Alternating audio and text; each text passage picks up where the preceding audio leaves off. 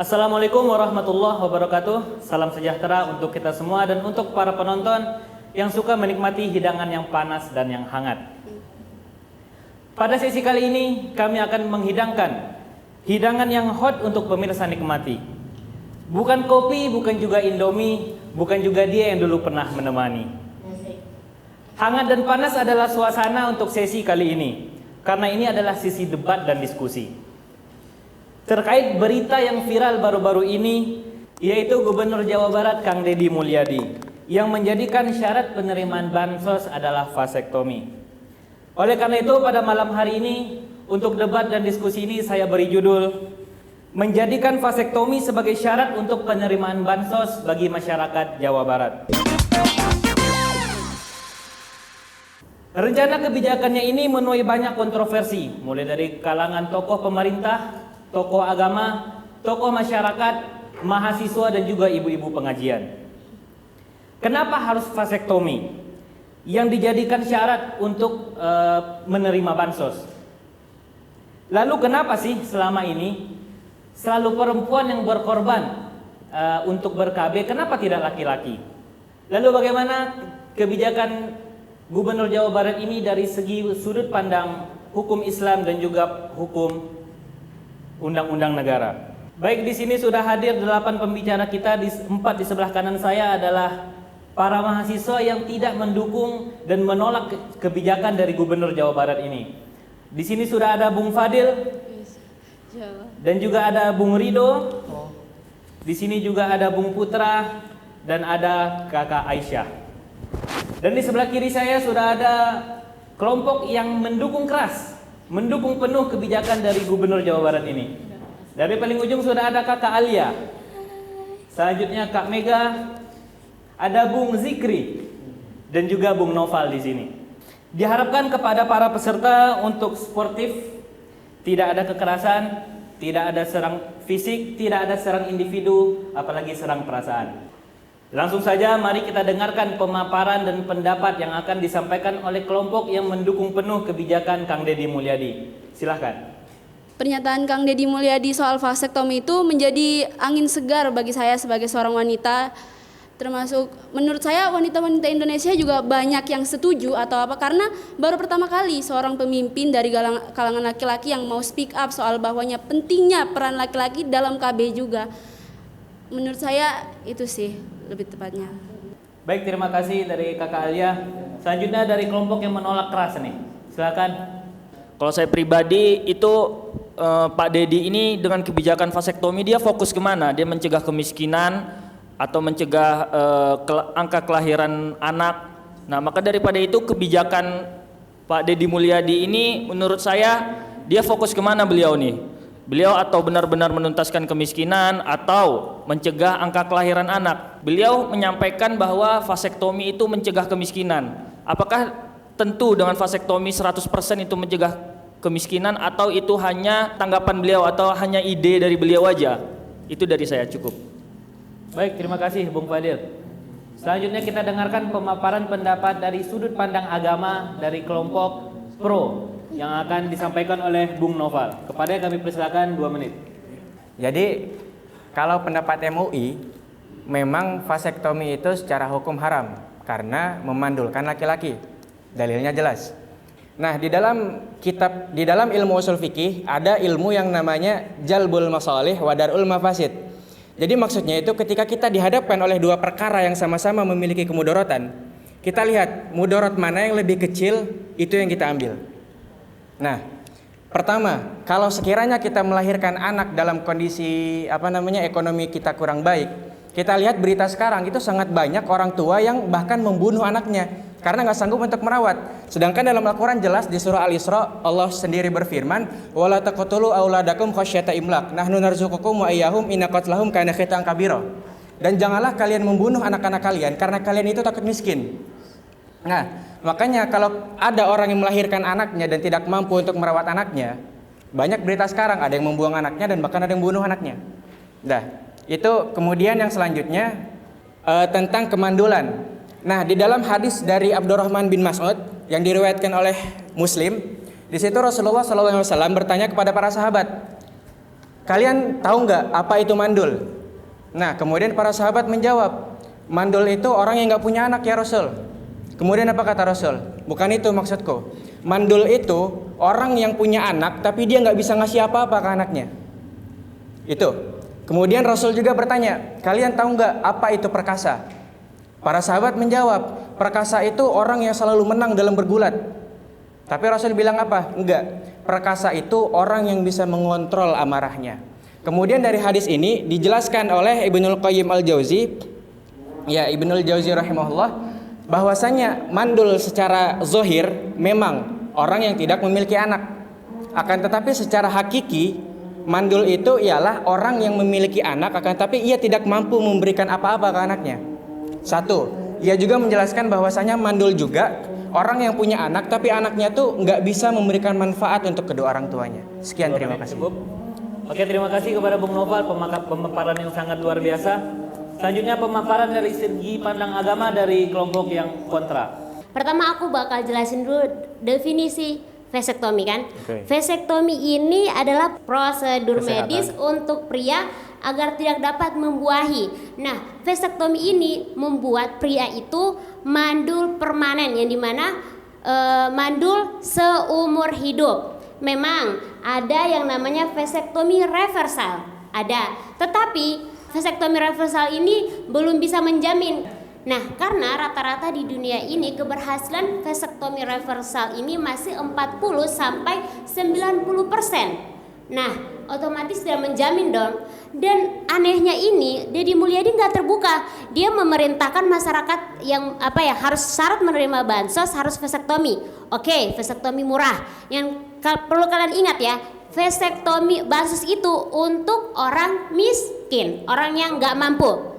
Nah, vasektomi awalnya murah, tapi ketika kamu mau punya anak lagi, itu bayarannya mahal guys. Dan di Indonesia itu biayanya 3.000 US dollar atau sama dengan 50 juta lebih. Apakah orang miskin punya uang untuk membayar hal itu? Itu ya, masih dari situ dulu. Terus, oh enggak, yang kasih itu untuk bansosnya tuh untuk orang yang udah ada anak 2 atau 1. Tapi kan siapa tahu apakah anaknya umur panjang atau tidak. Terus dia pengen punya anak lagi, nggak ada uang. Nah, dari segi agama, MUI benar-benar melarang, udah menurunkan fatwa bahwa vasektomi itu haram. Tapi kalian sebagai muslim, why mendukung sesuatu yang benar-benar diharamkan? Sama kayaknya, oke, kalian dilarang pacaran tapi mau pacaran. Oh, membingungkan.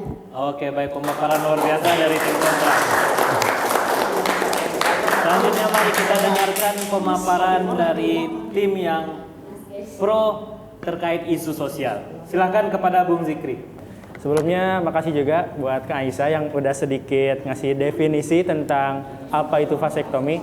Biar gua kasih definisi yang lebih awam. Vasektomi adalah KB-nya pria. Nah, itu lebih singkat. Oke. Buat teman-teman yang belum tahu apa itu vasektomi, ya KB-nya pria. Jadi yang sekarang simpang siur di media sosial yang ada di kalangan masyarakat sekarang kan vasektomi melanggar HAM dan lain sebagainya karena sama dengan kebiri gitu kan. Nah, itu kembali lagi ke definisi yang tadi udah disampaikan sama Kak Aisyah. Kalau vasektomi itu memutus, beda dengan kebiri. Kebiri itu kan memutus testis prianya. Ya, oke. Jadi kalau vasektomi itu memutus saluran sel spermanya, betul. Jadi tidak akan sampai terjadi pembuahan. Tidak akan juga memberi efek samping ereksi yang bermasalah atau hormonal yang juga bermasalah.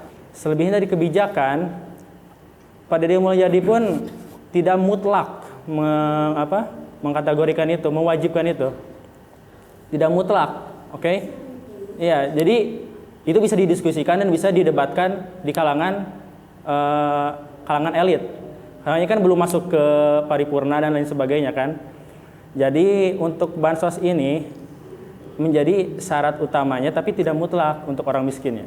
Jadi kalau memang orang miskinnya mau dan sudah punya anak, silahkan akan menerima bansos. Tapi jika memang tidak mau, seperti yang kejadian baru-baru ini, ya silahkan tidak akan menerima bansos gitu. Itu mungkin. Oke, baik, terima kasih pemaparannya dari Bung Zikri, luar biasa. Dilanjut pemaparan dari isu sosial dari kelompok kontra. Ada beberapa yang ingin saya sampaikan mungkin terkait dengan beberapa pengalaman ataupun beberapa riset yang dilakukan oleh yang menurut jurnal itu dari Universitas Muhammadiyah Surakarta ya. Di situ mencatatkan bahwa banyak pria miskin yang menjalani vasektomi ini bukan karena keinginan mereka sendiri, tapi karena atas dasar tidak ada pilihan lain gitu. Jadi beberapa mengalami penurunan kepercayaan diri, gangguan seksual, kemudian mereka mengalami hingga ke depresi ya. Bahkan ada konflik rumah tangga yang muncul akibat keputusan tersebut. Jadi dari keputusan yang keluarga tersebut ambil bisa menimbulkan konflik yang panjang dalam keluarga tersebut ya. Kemudian kita juga bicara soal stigma sosial. Di masyarakat kita banyak yang kental dengan budaya patriarki, di mana pria yang divasektomi bisa dicibir, bisa dihina, ataupun bisa menjadi bahan omongan tetangga ya. Ataupun bahkan bisa direndahkan ataupun dijauhkan dari masyarakat ataupun lingkungan di sekitarnya. Nah, apakah ini menjadi bentuk perlindungan terhadap rakyat kecil yang dimana kita sebagai rakyat Indonesia sangat menjunjung tinggi ya terhadap lingkungan sosial kita dan sosialisasi kita terhadap masyarakat di sekitar. Lalu, jika pemerintahan khawatir soal angka kelahiran dan kemiskinan, kenapa harus memaksakan untuk vasektomi? Oke. Apakah tidak ada solusi lain begitu? Oke, mungkin baik. cukup sekian Terima dari kasih saya. kepada Bung Putra atas pemaparannya. Selanjutnya pemaparan terakhir dari tim yang sangat mendukung dari vasektomi ini. Silahkan, 2 menit waktunya. Saya setuju banget sama yang saudari Alia sampaikan tadi, karena sedari dulu tuh KB ini hanya diperuntukkan untuk wanita ya, yang dari mana dari situ tuh setiap akibatnya itu atau efek sampingnya itu semuanya dirasakan oleh wanita, dari mulai berat badan yang naik drastis, terus kram atau dan yang lain-lainnya yang laki-laki ini nggak tahu rasanya gitu kan. Dari sini saya tuh kayak mendukung untuk Pak Dedi. Semisalkan jadi ini terjadi, saya akan mendukung banget karena biar laki-laki juga punya peran penting dalam hal ini gitu. Biar kita semua merasakan keadilan yang namanya gender, ya nggak teman-teman? Menurut aku sih segini aja. Baik, terima kasih Kak Mega pemaparannya. Selanjutnya pemaparan terakhir dari kelompok kontra. Saya akan membahas terkait isu HAM ya, di mana vasektomi ini melanggar hak asasi manusia. Kenapa dibilang begitu? Vasektomi ini cenderung menciptakan hal yang koersif, di mana sebagian masyarakat miskin yang hidupnya bergantung terhadap vasektomi ini, mereka cenderung pasti mau nggak mau melakukan vasektomi, yang mana belum tentu 100% itu keinginan mereka sendiri. Nah, bahkan ada pernah suatu studi ya, riset membuktikan bahwasanya 7 orang didata dan 5 dari 7 orang itu cenderung tidak setuju dengan vasektomi ini. Yang mana ini berarti melanggar informed consent, persetujuan secara sadar dan bebas.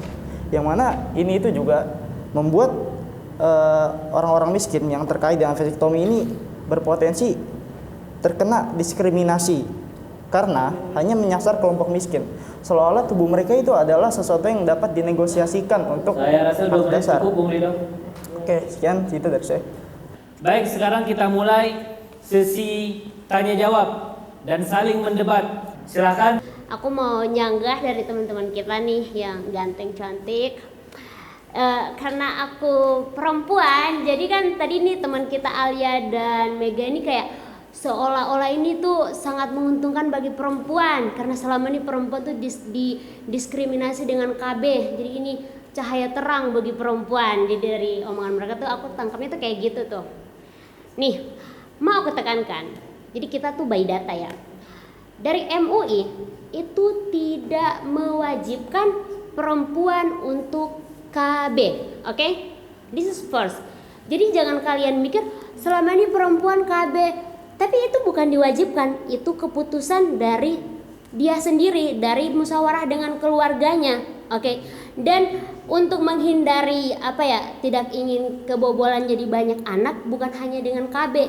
Jadi itu bisa disolusikan dengan si perempuan dengan suaminya, dengan keluarga, diskusi dalam rumah tangga, solusi apa yang mereka pilih. Oke? Karena kalian ngomong itu seolah-olah bahwa KB ini kayak diwajibkan dengan perempuan, beban berat yang dipikul oleh perempuan, tapi padahal itu nggak diwajibkan buat perempuan. Siapa suruh kamu milih? Tapi kalau kamu bisa melakukan untuk menjaga supaya nggak kebobolan dengan hal lain kan bisa. Tapi ya sendiri yang memilih KB. Jadi ingat, ini tidak diwajibkan. Jadi orang yang KB itu karena pilihan sendiri. Ada organisasi keluarga berencana yang mengedukasikan masyarakat tentang apa itu KB, apa itu ini. Tapi mereka nggak dipaksa kan? Nggak bilang, oh kamu harus KB. Enggak. Jadi menurut aku pernyataan kalian tuh terlalu kayak seolah merasa perempuan tuh memikul beban berat selama ini gitu. Oke, sekian guys. Oke, tadi seingat saya ya, maaf wallahu alam, saya gak ada bilang tuh perempuan diwajibkan KB. Tapi saya bilang di sini fakta Ya, aku sosialnya. aku nggak nuduh kamu bilang perempuan wajib maaf, KB. maaf. Kita Tadi saudara berbicara, saya tidak menyela. Tolong Oke, hargai sorry. komentar saya, oke? Gini, setiap perkataan itu pasti ada maksudnya. Tadi saudara bilang, saya seakan-akan, dan saudara Mega bilang, seakan-akan wanita tuh diwajibkan. Sebenarnya saya tidak mengatakan itu. Sebenarnya bukti sosialnya. Selama ini coba kita lihat, dari teman-teman sendiri bisa melihat, KB itu selalu identik sama perempuan nggak? Setiap bicara KB, pasti perempuan yang jadi titik beratnya. Saya bilang titik beratnya bukan berarti saya bilang kewajiban perempuan. Tidak, gitu loh. Jadi saudara tidak bisa mengatakan hal tersebut bahwa saya menjudge bahwa wanita Indonesia tuh lebay karena menganggap ini kewajiban itu. Enggak, saya bilangnya ini angin segar. Angin segar itu berarti seenggaknya perempuan Indonesia merasakan bahwa oh iya, ada dari golongan laki-laki yang melek juga terhadap KB yang selama ini selalu dititik beratkan oleh perempuan. Begitu saudara Aisyah. Oke, jadi kamu merasa ini titik terang bagi perempuan sehingga kamu rela menghalalkan sesuatu yang haram? Sesimpel ini aja. Apakah vasektomi itu ada di zaman Nabi? Jawabannya enggak. Walau ada yang mirip, tapi vasektomi itu tidak ada di zaman Nabi gitulah. Nah, dan keputusan yang sekarang diambil MUI adalah ijtima ulama yang kita tidak tahu 3 tahun, 4 tahun ke depan bisa saja berubah.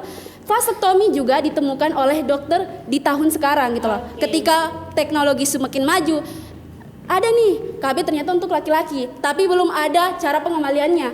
Tapi kita kan nggak tahu 3 tahun ke depan bisa ada yang benar-benar garansi lah istilahnya bahwa laki-laki itu bisa kembali membuahi gitu loh. Dan ketika itu sudah terjadi, siapa tahu keputusan dari MUI bisa berubah gitu loh. Karena ini diambil dari ijtima ulama, bukan dari zaman Nabi gitu loh. Jadi menurut tanggapan saya dari pendapat saudari Alia nih, dia berpendapat bahwa dia tuh keluh kesah dia bahwa lelaki ini akhirnya ada suatu program KB untuk laki-laki, berarti bukan untuk perempuan saja yang saya tanggapin. Nah, berarti dia itu keluh kesah yang selama ini dia alami bukan titik berat ke perempuan, tapi lelaki juga bisa KB. Maksudnya itu bisa menjadi kesetaraan gender ya, mungkin seperti saudara Mega ya. Nah, ini saya mengambil jalur tengah ya supaya nggak terlalu panas. Jadi tanggapan saudari Alia itu berarti untuk sekarang ini KB bukan untuk perempuan saja tapi untuk laki-laki. Nah, berarti itu hanya kayak berita segar bagi saudari Alia. Baik, 2 menit. Tapi dia bukan menghalalkan vasektomi. Berarti di antara suami laki-laki dan perempuan itu berarti ada pilihan. Gitu loh. Bukan dia ngambil secara halal yang haram. Oke. Terima kasih. Silakan Bro untuk menanggapi. Izin menanggapi. Yang pertama dari Kak Aisyah ya. Iya, menanggapi dari Kak Aisyah dulu tentang gimana KB dan vasektomi ya. Awal mula munculnya KB itu pun seguyur sekarang. KB perempuan. Iya, KB perempuan ya, KB perempuan. Dan sempat ada fatwa MUI mengharamkan juga. Itu ingat banget SMP saya baca majalahnya An-Najah, ya salah satu majalah Islami gitu. Saya baca emang mengharamkan KB itu kan. KB perempuan itu. Dan sekarang muncul teknologi namanya vasektomi, KB untuk laki-laki. Sama halnya sama dulu juga rame. Nah, akan ada masanya ketika hukum itu menjadi furu kan. Nah, nanti akan dijelaskan secara rinci sama Noval ya. Terus menanggapi Saudara Ridho tentang hak asasi manusia. Lebih hak asasi manusia mana ketika anak lahir dalam kondisi ekonomi yang tidak baik-baik saja? Ada kewajiban sosial yang orang tua harus lakukan untuk anaknya. Izin saya baca data ya. Ada 5. Yang pertama, mengasuh, memelihara, dan melindungi. Yang kedua, memenuhi kebutuhan dasar. Yang ketiga, memberikan ASI. Yang keempat, menjaga kesehatan anak. Yang kelima, memberikan pendidikan. Dari kelima poin ini, grafiknya negatif semua. Bisa saya bacakan satu-satu data ya. Yang pertama, data tahun 2024 menunjukkan bahwa KDRT di Indonesia ini sangat meningkat. Ya. Terus yang kedua, ya jadi garis merah dari beberapa tadi adalah kesiapan orang tua untuk memiliki anak dan sangkut pautnya dengan ekonomi. Yang kita bahas ini tahun ini ya. Ngapain kalian bahas yang kayak nanti 3 tahun ke depan bakal hal atau enggak? Tapi yang kita bahas itu tahun ini karena mau diwajibkan di tahun ini. Kalau kalian bilang, oh iya nggak apa-apa karena nanti 3 tahun ke depan dia bakal halal lagi kok. Jadi nggak apa-apa, dijalanin aja. What? Kan kita bahas tahun ini kan, terus kamu KB juga dibahas lagi yang masa lalu. Gini loh, yang gini aku tekankan ya, poin pentingnya kita bahas tentang kebijakan syarat penerima bansos, yaitu harus vasektomi di tahun 2025. Oke? Jadi yang perlu kita tekankan hukum Islam pada saat ini, hukum Islam yang hukum syariat Islam KB, syariat Islam vasektomi. Ngapain tahun ke depan ntar nggak tahu begini, tahun lalu juga dia gini. Why? Oke? Just it. Ada lagi mau menambahkan menanggapi pendapat dari Bung Zikri? Berarti saya langsung beberapa intinya saya nanggepin Azi ya. Bagaimana kenapa dibilang melanggar HAM? Nah, di sini tadi disebutkan masalah ekonomi ya. Anak lahir ekonomi kecil, sempit, menderita gitu. Oke. Jadi di sini kan disebutin juga data BPS menunjukkan bahwa kemiskinan di Jawa Barat dipengaruhi oleh tingkat pengangguran. 1. Kemudian rendahnya pendidikan yang mana ini hanya berkisar 30% usia produktif yang bahkan lulus SMA. Oke, 30% doang. Kemudian dan urbanisasi yang tidak seimbang. Jadi ini tadi tuh dari 3 itu jumlah anak itu bukan masalah utama kemiskinan. Iya. Jadi yang bikin kemiskinan ini itu adalah hasil dari 3 itu, yang mana rendahnya akses pendidikan, susah, sempitnya lapangan pekerjaan dan ketimpangan ekonomi. Itu yang bikin ini. Sedangkan jika kita setuju dengan kebijakan vasektomi, itu mengabaikan pemerintah untuk memberikan solusi kepada ketimpangan ekonomi, membuka akses lapangan kerja lebih baik. Ya. Baik Bung Ridho, mungkin tadi ada pertanyaan mungkin lebih fokus kepada pertanyaan Bung Zikri tadi ya. Ya. Jadi Bung Zikri tadi sempat bertanya lebih HAM mana sih? Lebih hak asasi manusia mana sih? Bagaimana tadi Bung? Lebih hak asasi manusia mana ketika orang di KB dan sama ketika anak itu lahir dalam kondisi ini saya jelaskan dulu sebelum nyambung. Oke, silakan. Oke. Jadi kan emang lebih buruk hak asasi manusia daripada bapak yang KB ya kan, yang udah punya anak terus hari KB mandul, daripada anak yang menderita. Oke, emang.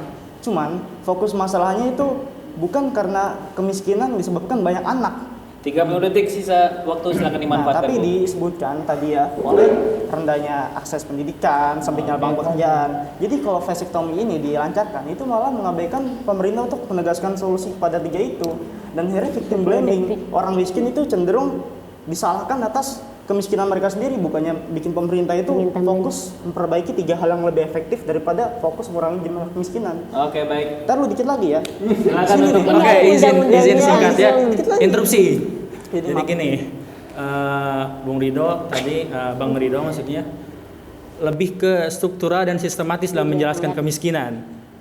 Lupa kalau kemiskinan itu juga terdampak dari kultural. Oke. Jadi banyaknya maksudnya kalangan menengah ke bawah ini atau kalangan bawah ini, biar lebih lembut ya. Jadi kurangnya edukasi dan kultural itu lebih ke sifat yang turun menurun, kayak malas atau meniru orang tuanya, tidak berpendidikan, itu sama dengan kultural gitu. Jadi tidak harus kita selalu menyalahkan karena struktural pemerintah. Justru dengan adanya program ini lebih membatasi banyaknya populasi yang tidak memberatkan pemerintah ke depannya. Oke, tadi Bang siapa? Bang lagi. Bung Aziz. Aji, katanya lebih HAM mana, kan? Nah, data. Secara global, dokumen internasional seperti Deklarasi Universal HAM, Konvensi CEDAW, dan Rencana Aksi ICPD menegaskan bahwa tidak seorang pun boleh dipaksa menjalani sterilisasi atau prosedur reproduksi tanpa persetujuan. Di Indonesia, perlindungan hak ini diatur dalam Undang-Undang HAM nomor 39/1999 dan Undang-Undang Kesehatan yang menegaskan hak atas kebebasan dan keamanan tubuh serta hak untuk menentukan pilihan reproduksi sendiri. Jadi, tubuh kita ini sudah dilindungi oleh HAM, jadi tidak boleh ini dengan paksaan. Terus kamu bilang lebih HAM mana itu? Tadi kamu juga bercerita bahwa orang tua yang banyak, jadi meningkatlah populasi Indonesia lah. Jadi menurut kalian ini seolah vasektomi ini hanya satu solusi, gitu. Jadi aku tanya dulu nih. Salah satu Nah, solusi. kalian mendukung vasektomi ini? Apakah vasektomi ini satu-satu solusi bagi kalian? Enggak, jawab dulu pertanyaan aku. Ya, Ini untuk dimaksimalkan. wait. Ini pertanyaan bukan meminta kalian ngasih pernyataannya. Aku cuma tanya dulu karena belum selesai. Apakah vasektomi ini satu-satunya solusi? Salah satu di antara banyaknya solusi. Cukup. Kalau ada banyak solusi lain, kenapa kalian mendukung hal yang haram?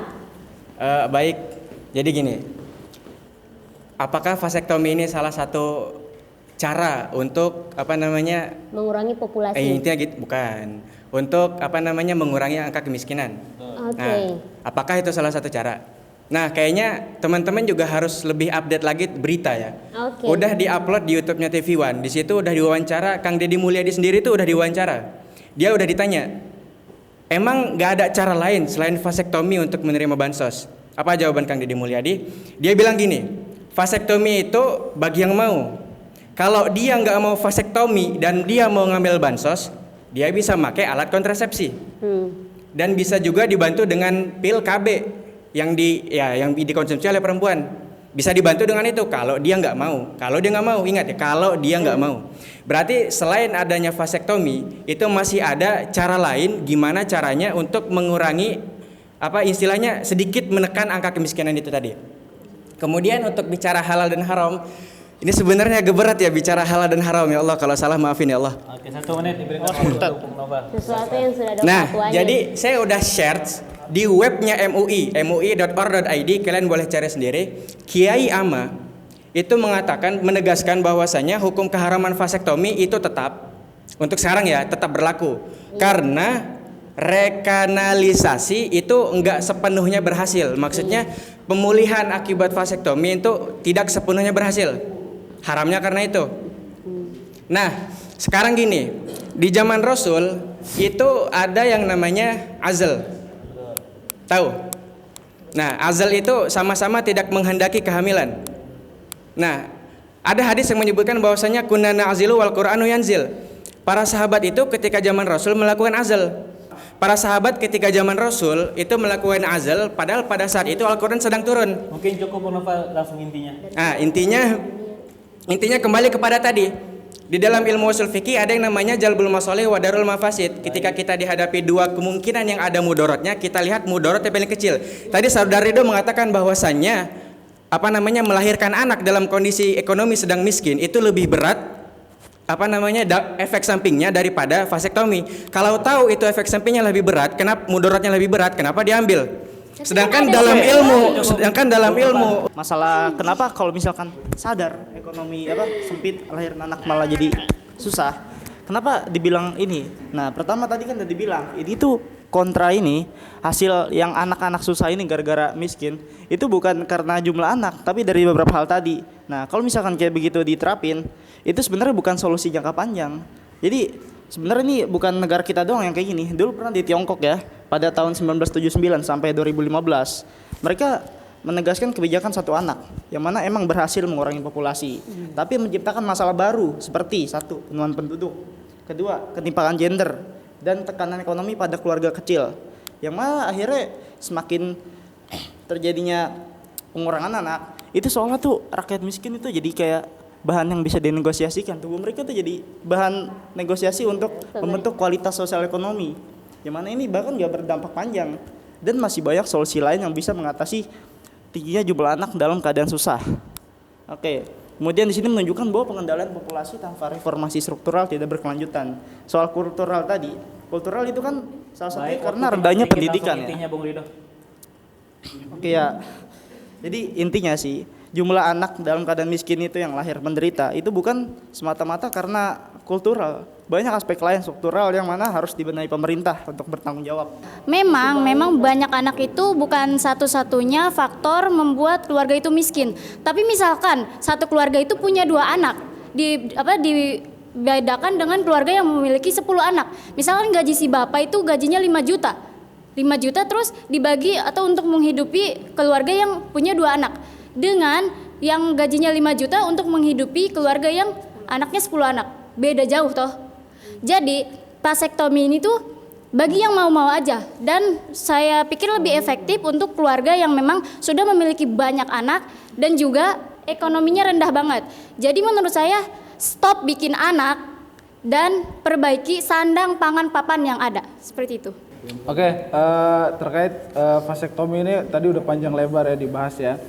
Ini menjadi hal yang kontroversial tentunya ya. Jadi dari Menteri Sosial sendiri pun mengatakan bahwa ide yang dicanangkan oleh Kang Deddy Mulyadi ini perlu dikaji lebih dalam dan perlu pembahasan lintas sektor gitu. Jadi banyak yang perlu dibenahi karena dari beliau pun mengatakan bahwa tidak bisa diambil keputusan itu oleh satu pihak saja, karena kita sebagai negara yang dengan banyak agama ya tentunya itu menjadi simpang siur yang sangat besar di antara kalangan agama yang banyak tersebut. Intinya semua yang disampaikan oleh beliau belum tentu diterima seutuhnya gitu.